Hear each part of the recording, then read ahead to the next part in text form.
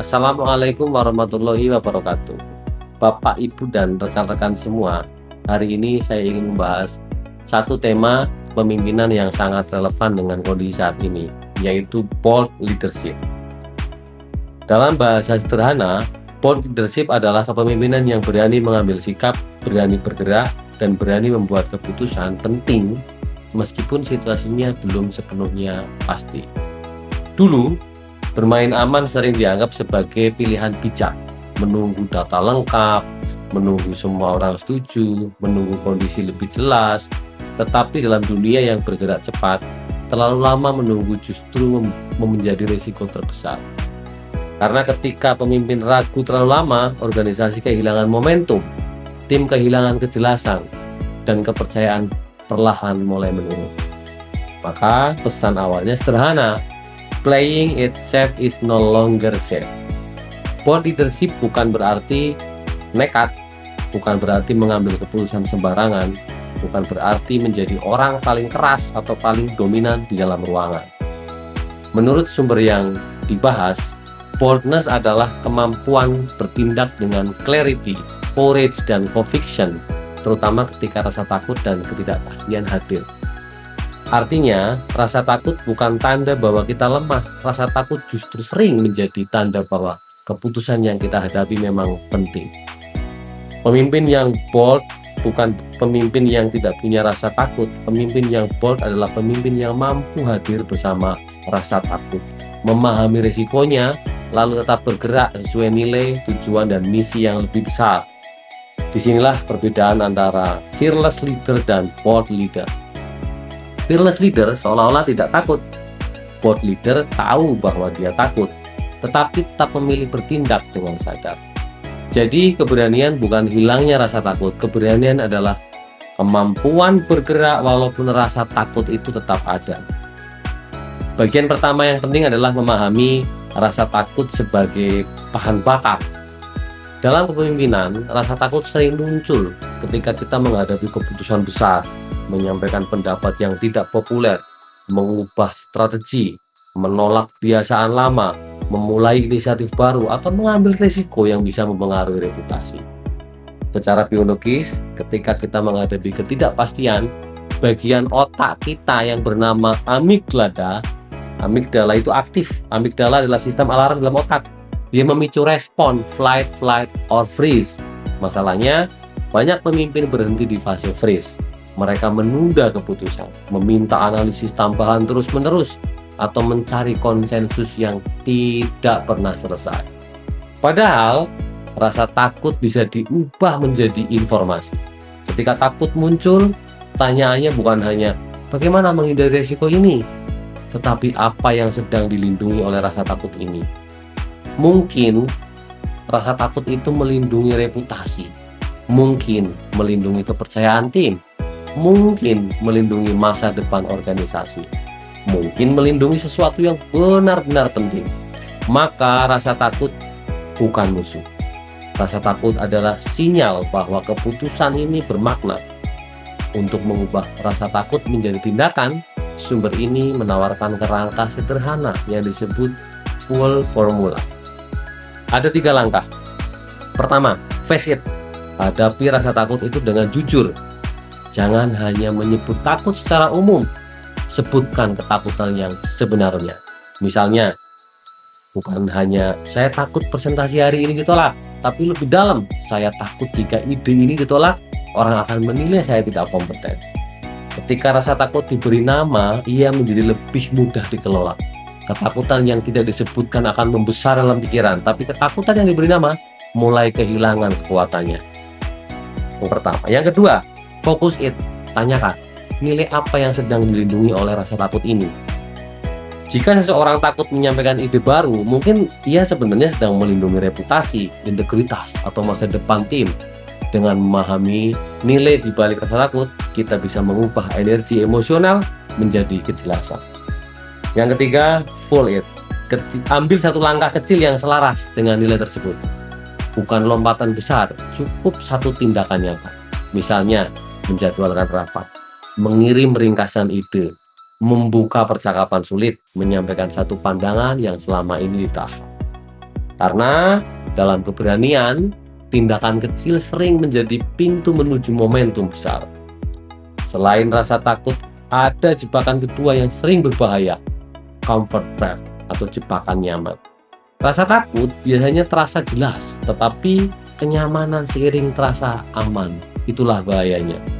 Comfort trap muncul ketika seseorang atau organisasi sudah merasa cukup berhasil.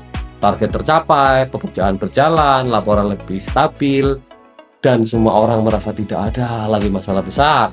Tapi justru dalam kondisi nyaman, organisasi bisa berhenti belajar. Pemimpin mulai mengulang cara lama. Tim tidak lagi mempertanyakan asumsi. Inovasi melambat, energi perubahan hilang. Dalam sumber yang disebutkan bahwa comfort adalah silent killer. Ia tidak datang sebagai krisis, ia datang sebagai rutinitas yang terasa wajar.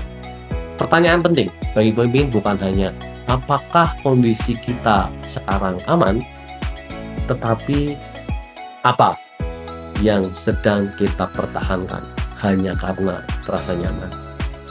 Dan pertanyaan yang lebih tajam lagi, yang lebih dalam lagi, apa yang akan terjadi jika kita mencoba perubahan ini?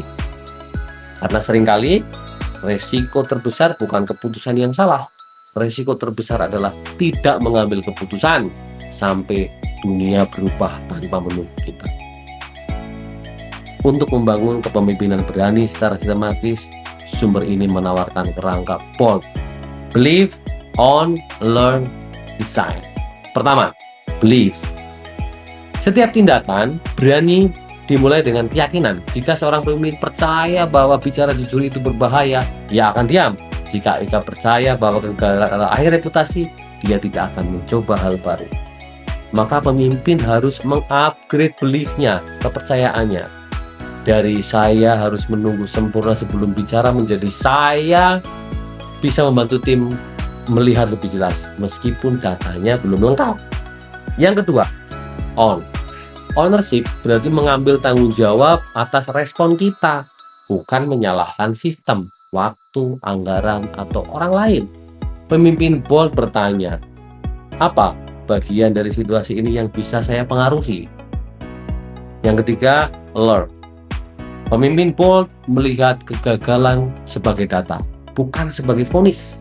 Jika sesuatu gagal, pertanyaannya bukan siapa yang salah, tapi apa yang kita pelajari. Yang keempat, design. Pemimpin BOLD tidak hanya bereaksi terhadap keadaan, ia mendesain lingkungan, kalender, ritme kerja, dan percakapan agar keberanian menjadi lebih mudah dilakukan. Karena dengan keberanian, tidak cukup hanya diniatkan, keberanian harus didesain ke dalam sistem kerja. Agar BOLD leadership tidak berhenti sebagai konsep, sumber ini menawarkan metode D90 atau Design in 90 Days, 90 hari. Idenya sederhana, ubah keberanian menjadi dampak dalam waktu 90 hari. Ada 3 fase.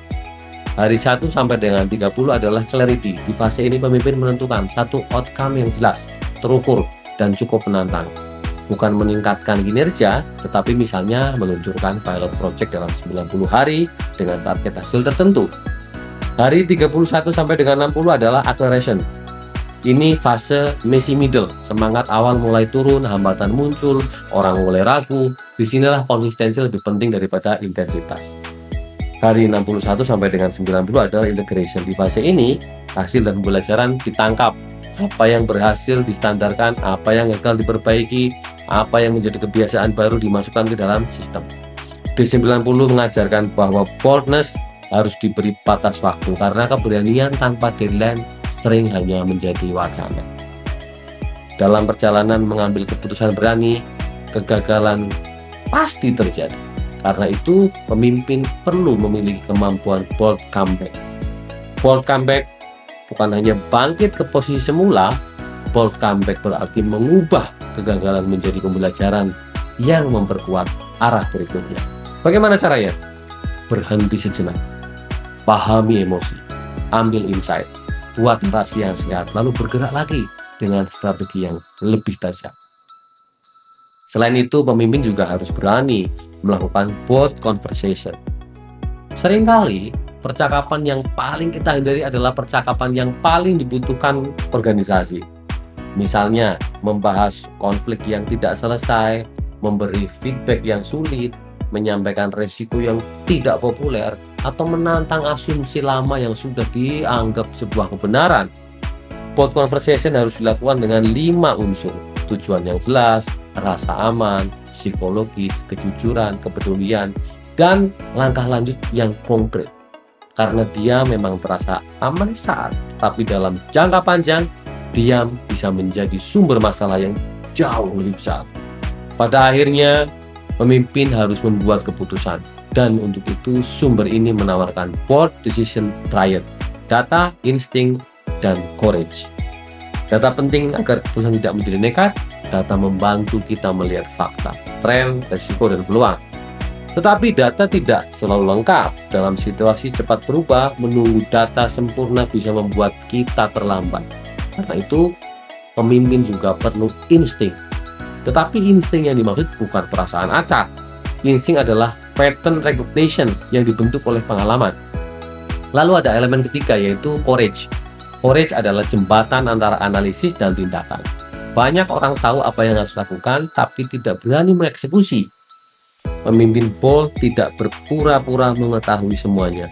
Ia bisa mengatakan, kita belum tahu semua jawaban, tetapi berdasarkan data, pengalaman, dan tujuan kita, ini arah yang akan kita ambil. Itulah yang disebut confident and certainty. Yakin pada proses dan arah tanpa berpura-pura pasti atas semua hasil. Sebagai penutup, bold leadership mengajarkan bahwa keberanian bukan sifat bawaan yang hanya dimiliki orang tertentu. Keberanian adalah keputusan, latihan, sistem, dan identitas. Pemimpin masa depan bukan hanya yang mampu menjaga keadaan tetap stabil, tapi yang berani menggerakkan organisasi saat keadaan belum pasti. Karena di dalam dunia yang berubah cepat, menunda terlalu lama juga merupakan sebuah keputusan. Dan seringkali keputusan untuk tidak bergerak adalah keputusan yang paling mahal. Saya tutup dengan satu kalimat, keberanian bukan berarti tidak takut. Keberanian adalah memilih bergerak dengan sadar ketika rasa takut dan ketidakpastian sedang hadir. Billahi taufiq wal hidayah. Wassalamualaikum warahmatullahi wabarakatuh. Sampai jumpa.